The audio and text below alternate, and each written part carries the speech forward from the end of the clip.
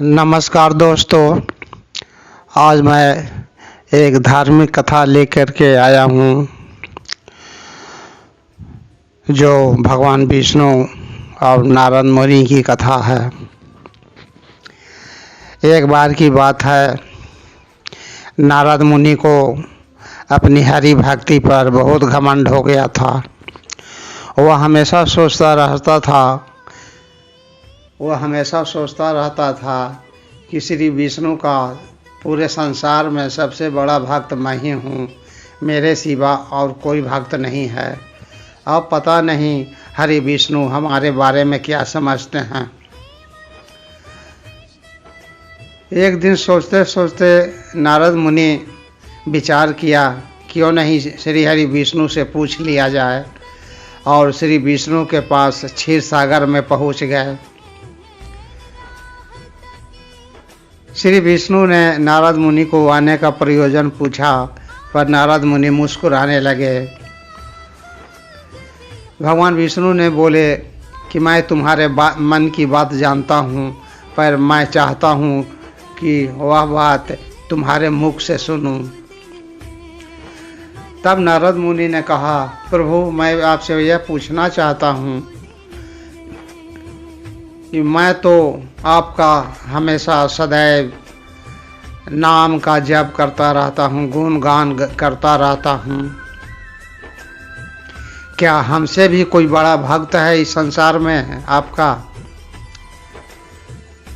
यह सुनते ही भगवान विष्णु ने बोले कि नारद, आपका प्रश्न का जवाब देने के लिए तुम्हें हमारे साथ पृथ्वी लोक पर चलना पड़ेगा। नारद मुनि ने कहा, ठीक है प्रभु, मैं आपके साथ पृथ्वी पर चलूँगा। और दोनों पृथ्वी पर पहुँचे। पृथ्वी पर पहुँचने के बाद चलते चलते चलते एक गांव दिखाई दिया। कुछ दूर जाने के बाद भगवान विष्णु ने नारद से बोले, नारद देखो, ये जो झोपड़ी दिखाई दे रहा है वह मेरा ही भक्त का झोपड़ी है। वह बहुत ही गरीब किसान है। और दोनों कोई भक्त किसान के कुटिया के पास पहुंच गए। जब कुटिया के पास पहुँचे तो दोनों देखते हैं कि भक्त किसान ने अपने मवेशियों के लिए चारा लगा रहा है। इस पर भक्त किसान ने बोला, भाई आप लोग इस समय संध्या के समय कहाँ जा रहे हैं? इस पर हरि विष्णु ने बोले कि हम लोग तो शहर जा रहे थे, पर संध्या हो चुका है, अंधेरा भी होते जा रहा है। साथ ही साथ मार्ग में घना-घोर जंगल है, जंगल में हिंसक पशुओं का भी भय है। इसलिए हम लोग चाह रहे हैं कि आप ही के यहाँ शरण लें, आश्रय लें। इस पर भक्त किसान ने पूरे गदगद मन से कहा, भाई आप तो मेरे अतिथि हैं। अतिथि तो भगवान का स्वरूप होते हैं। ये तो श्री हरि विष्णु की बहुत बड़ी कृपा है कि अतिथियों का सेवा करने का मौका देते रहते हैं। चिंता मत कीजिए, चलिए हमारे घर आप लोग। घर पहुंचने पर दलान में 2 खटिया बिछाया, बिछावन लगाया और दोनों को बिठा दिया। और घर के अंदर गया और अपने पत्नी से बोला, हमारे घर पर 2 अतिथि आए हैं। अतिथि भगवान के स्वरूप होते हैं, उनके लिए भोजन का प्रबंध करो। इस पर पत्नी ने बोली कि थोड़ा सा तो आटा बच रहा है, जो बच्चों के लिए खाना बनाना चाहती थी। इस पर भक्त किसान ने बोला कि रात भर की तो बात है, बच्चे भूखे भी रह सकते हैं, पर हमारे 2 अतिथि जो आए हैं वो कैसे भूखे रह सकते हैं? भगवान के स्वरूप होते हैं, मैं उन्हें भर पेट खाना खिलाऊंगा।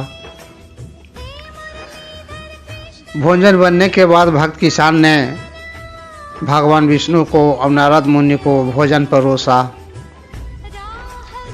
भगवान विष्णु ने भोजन की और फरमाइश कर दी। बोले कि मेरा पेट तो नहीं भरा, क्या कुछ और भोजन मिल सकता है?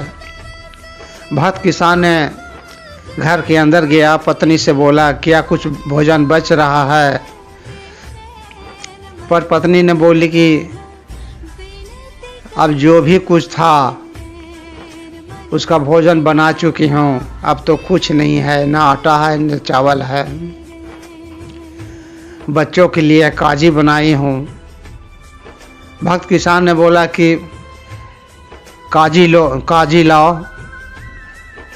अपने अतिथियों को परोसूंगा।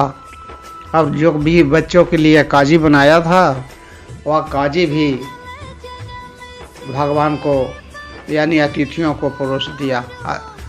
दोनों को मिल कर के काजी भी पी गए। रात हुई, रात में सब सो गए। सुबह हुआ तो किसान ने बोला कि भाई अब तो हम खेत पर जा रहे हैं, आप लोग आराम से रहिए, भोजन वोजन करके ही जाइएगा।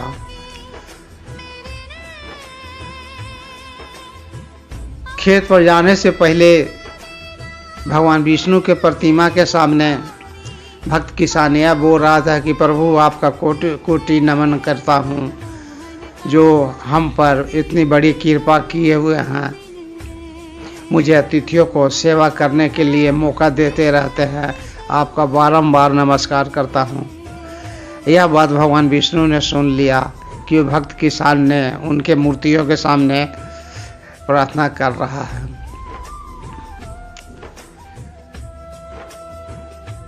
किसान ने जब खेत पर जाने लगा तो भगवान विष्णु ने बोले कि भाई आपके साथ मैं भी खेत पर चलना चाहता हूँ। किसान ने बोला कि चलिए। ये तीनों मिल के खेत पर गए। खेत पर किसान मेहनत का काम करने लगा। मेहनत के काम कर भी रहा था, भगवान का भजन कर रहा था, गुणगान गा रहा था। यह सुनकर नारद मुनि ने पूछा, भाई आप तो बहुत बड़ा भक्त बुझा रहे हैं। अब भगवान विष्णु के बहुत बड़ा भक्त लगते हैं। रात दिन 24 घंटा आप भगवान का नाम लेते रहते हैं, गुणगान गाते रहते हैं। इस पर भक्त किसान ने बोला, नहीं भाई, 24 घंटा कहाँ भजन करता हूँ, कहाँ नाम लेता हूँ। जब समय मिल जाता है तो प्रभु का ध्यान लगा लेता हूँ, नमन कर लेता हूँ, गुणगान गा लेता हूँ। काम से फुर्सत मिलता है तो। तब नारद मुनि ने बोला कि कब कब नाम लेते हैं, गुणगान गाते हैं। भक्त किसान ने बोला कि रात में सोने से पहले कुछ भजन कीर्तन गुणगान कर लेता हूँ। रात सुबह में जब सो के जागता हूँ उस समय गुणगान कर लेता हूँ। खेत पर जाने से पहले पूजा पाठ गुणगान करके ही खेत पर जाता हूँ। जब खेत पर से काम करने के बाद घर पर जाता हूँ उस वक्त भगवान का गुणगान कर लेता हूँ, पूजा आरती कर लेता हूँ। इस पर नारद मुनि ने बोला कि 4 बार आप गुणगान करते हैं दिन भर में। कि भक्त किसान ने बोला कि हाँ। तब नारद मुनि ने भगवान विष्णु से बोले, देख रहे हैं प्रभु, ये किसान क्या बोल रहा है। दिन भर में 4 बार ही आपका नाम लेता है, 4 बार ही गुणगान करता है, और मैं तो आपका सदैव गुणगान करता रहता हूँ, नाम लेता रहता हूँ। इस पर विष्णु भगवान हंस पड़े, बोले कि नारद, तुम्हें अभी बताता हूँ। भगवान विष्णु ने एक कांसे के लोटा में 1 लोटा सरसों का तेल नारद को दिए और बोले कि ये तेल को लेकर के उस सामने वाली पहाड़ी तक जाओ और पहाड़ी से लौट करके हमारे पास आ जाना। तेल के लोटा हाथ में ले करके नारद मुनि पहाड़ी के लिए रवाना हो गया। पहाड़ी तक पहुंचने के बाद लौट करके आया भगवान विष्णु के पास। भगवान विष्णु ने बोले कि क्या नारद, पहाड़ी से लौट आया? जी प्रभु। तो यहाँ से तूने पहाड़ी तक गया और पहाड़ी से लौटकर मेरे पास आया, इतने समय के बीच तूने मेरा कितने बार नाम लिया, कितने बार गुणगान गाया? इस पर नारद मुनि ने बोला कि प्रभु एक बार भी नाम नहीं लिया। भगवान विष्णु ने बोले कि क्यों नहीं नाम लिया इतने देर के बीच में? प्रभु जो हमारे हाथ में तेल का लोटा था उसी पर तो मेरा ध्यान केंद्रित था, नाम कैसे लेता? इस पर भगवान विष्णु ने बोले कि नारद, तुम यहाँ से पहाड़ी तक गया, फिर पहाड़ी से लौटकर हमारे पास पहुँचा तो करीब 2-3 घंटा का समय बीता। अब 2-3 घंटा में मेरा एक बार भी गुणगान नहीं गाया और नहीं मेरा नाम भजन किया।